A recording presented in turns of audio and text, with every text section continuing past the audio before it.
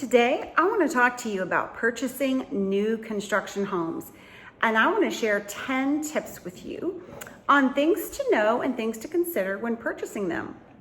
The first thing I want you to think about is when you drive in that beautiful community and the sign says homes starting at X price. Well, just know there aren't going to be any homes at that price. That house, that price is for a very base home with no improvements, no lot premium, and most of the builders don't have any homes that actually are that starting at price. I don't know why that's the number that they use, but in my experience, most of them do it, and there are no homes in the community or in that section of the neighborhood that start at that price. Number two, you walk in, you meet the wonderful builder's representative. They're so awesome, they're so friendly, and you have a great conversation with them. Just know that they are the builder's representative, and so always make sure that you have your realtor. You put their name down on your information card so that you have your own representation as well. And there are things about the process that your agent, an experienced agent, is going to know and be able to assist you with that you are not going to know on your own, and the builder's rep is not going to have any reason to share with you. So it's very important that you have an experienced agent for this process.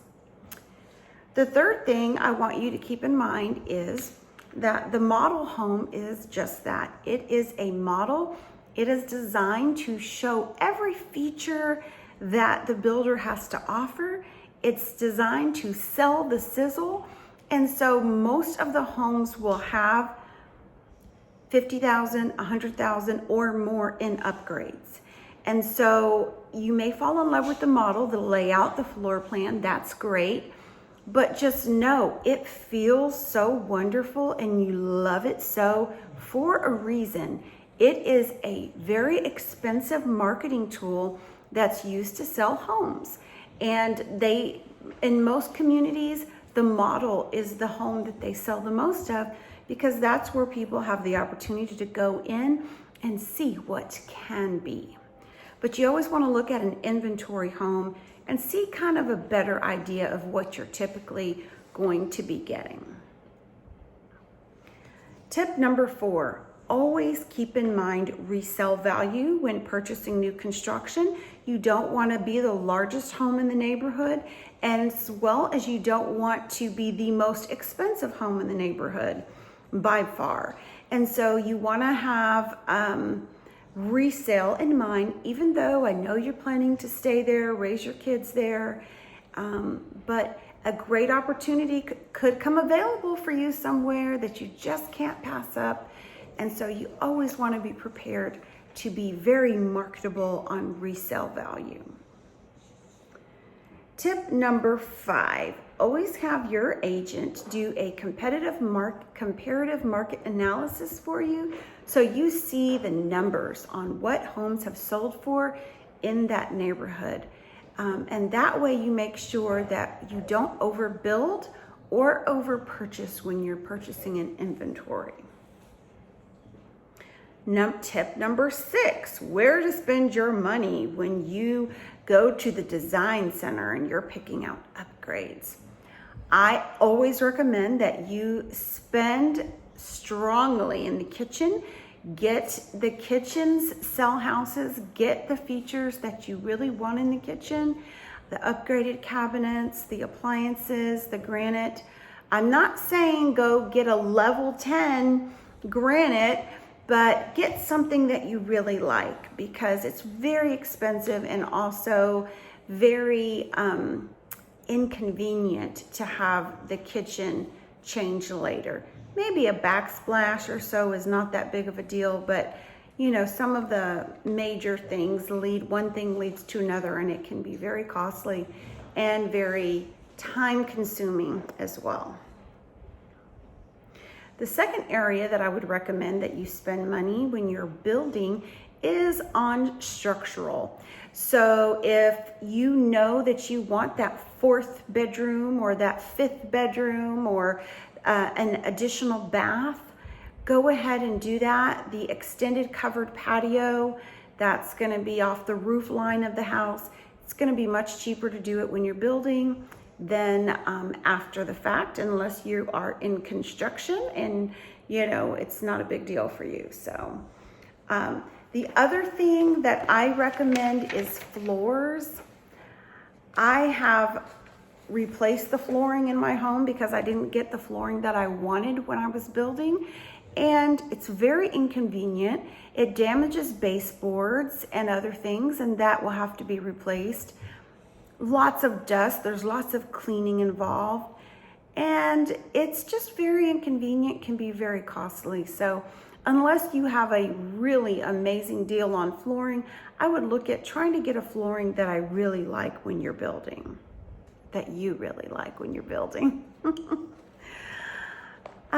The seventh tip I want you to keep in mind are your upgrades at the design center, where you're gonna spend that money. The builder is counting on you making some selections that will add to the sales price. And those are going to be inflated prices. It's another way that the builders make money, and all kinds of decisions that you can make as far as even where to put outlets, how, whether you want ceiling fans, whether you want a light kit on the ceiling fan, if you want it plumbed for gas for an outdoor kitchen in your backyard. Lots of things, even grout can be an upgrade. So or your mortar can be an upgrade when you're building. So keep that in mind. Number 8, before committing to a builder, make sure that they offer the upgrades that you really want. Because I tell you that some of the builders have a limited amount of upgrades, and you go to the design center thinking you're gonna get this fabulous farm sink or something that you saw online or in a magazine, and guess what? It's not even available with that builder. So if you have a certain vision in mind, make sure that it's something that your builder does offer. Tip number 9, find out what your builder's incentives are.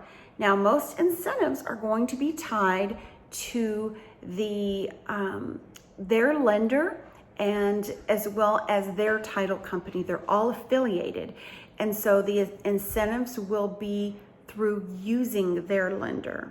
So it gives you another opportunity to shop lenders, compare what their lender's offering you versus at least 2 other lenders. I always recommend 3, and do that within a 14-day period so that it doesn't count as additional hits on your credit.